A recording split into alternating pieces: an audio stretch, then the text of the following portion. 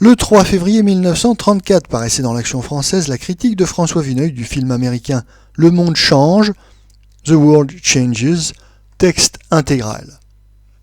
La bonne humeur de James Cagney et de ses complices dans le film Le Tombeur font hélas paraître plus morne encore la vertueuse homélie qui nous est administrée durant près de 2 heures d'horloge avec Le Monde change, où reparaissent le célèbre Paul Muni et son metteur en scène Mervyn LeRoy. Ce ne sont pas les bonnes intentions qui manquent dans ce purgatoire où les spectateurs vont expier durement les coupables plaisirs pris en compagnie des contrebandiers, des hors-la-loi plus ou moins avantageux ou sympathiques.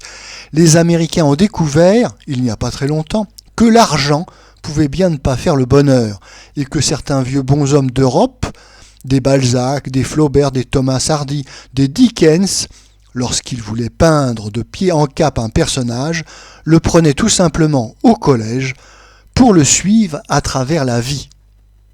Le film de M. Mervyn LeRoy débute donc en 1858 à la naissance du héros dans les plaines de l'Ouest, où les pionniers venus de Suède, d'Écosse, d'Irlande prient le Seigneur à la belle étoile pour que les bandits ne tuent pas les 2 bœufs de leur attelage.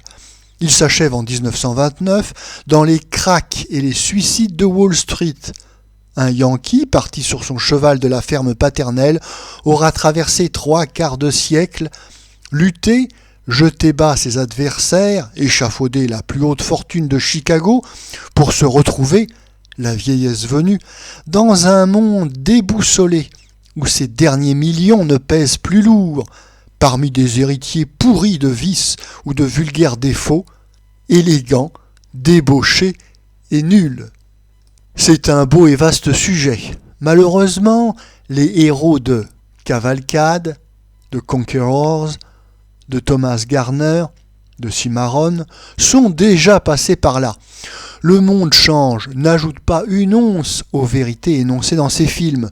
On se contente de les hurler beaucoup plus fort, si bien que ces vérités finissent par ressembler à de gros et poncifs mensonges d'élection. Avez-vous lu Elmer Gantry de Sinclair Lewis, le roman mi-picaresque, mi-tragique d'un battleur du puritanisme, charlatan de religion, qui atteint les plus belles prébendes en promenant un seul et unique sermon.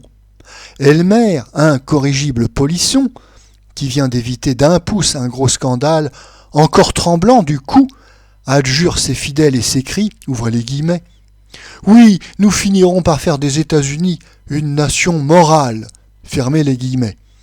C'est à peu près la même valeur que l'on peut attribuer au témoignage du film de M. Mervyn LeRoy. Le Quaker, mi-tartuffe, mi-brave homme, beaucoup trop grossier pour découvrir les vrais tares et leur donner du fouet, ne sachant trop comment s'y prendre, fait le croque-mitaine, ouvrez les guillemets. Regardez, pécheurs, le sort du juste, vaillant et franc, mais qui a été pris de la soif de l'or. Les banquiers auxquels il se heurte ont les cornes de Méphisto. Sa femme vient mourir à ses pieds, la cervelle perdue, plus épouvantable que toutes les massacrées du grand guignol réuni, fermez les guillemets. Le temple de la vertu américaine s'orne donc de quelques cartons-pâtes qui ne nous semblent pas beaucoup plus dignes d'inciter à la piété et à la sagesse que nos confections de Saint-Sulpice. Quant à la sincérité des auteurs, pour l'estime dans laquelle on a tenu le talent de M. Mervyn LeRoy, on préfère ne pas y croire. Non, c'est du gros feuilleton collectif, dont on se repasse en riant les chapitres, dont on fabrique les conclusions entre 2 apéritifs, réconciliant, pour finir plus vite, le grand guignol et les veillées des chaumières. Cet épisode serait presque amusant à force de niaiserie.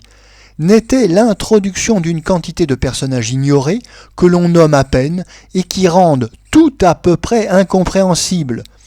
Avant d'y parvenir, on s'est prodigieusement ennuyé à suivre l'existence d'un businessman fertile en coups de théâtre, en combat, en changement de décor, mais tellement bien réduite au déjà-vu, au tableau conventionnel, qu'elle paraît aussi grise que celle d'un commis de perception ou d'une dame de lavabo. Quand elles ne sont pas triturées, recomposées sans souci du temps, comme dans Thomas Garner, rien de plus fastidieux que ces biographies rigoureusement chronologiques, où les héros passent des favoris Lincoln aux moustaches Roosevelt Ier, au pinceau de poil à la Charlot, au menton glabre à la Hoover.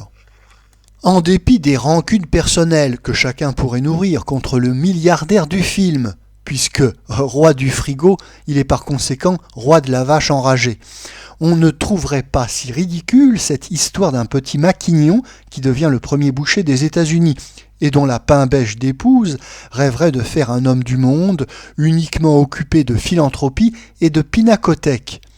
C'est le type des romans que l'on réussirait le mieux aujourd'hui, si l'on s'en donnait la peine. Mais ici, à part quelques scènes de pâturage ou d'abattoir, tout est faux. Et nous pourrions nous émouvoir au sort de ce boucher, mais il ne faudrait pas, quand il imagine de poser une glacière sur des roues, qu'il se crût Siegfried reforgeant l'épée miraculeuse ou Alexandre partant pour la campagne des Perses. Si vous allez voir Le Monde change à cause de Paul Muni, c'est encore une déception qui vous attend. Le gangster épique de Scarface, le farouche évadé, est méconnaissable dans un rôle que l'on aurait cru en or et qui est tout effrité, amaigri, le cheveu décoloré. Serait-ce une nouvelle victime d'Hollywood ? Que l'on ne nous dise pas enfin que ce film est du cinéma parce que les tableaux en sont multiples. Ce genre de variété est celui des panoramas, à la façon des expositions universelles de nos pères.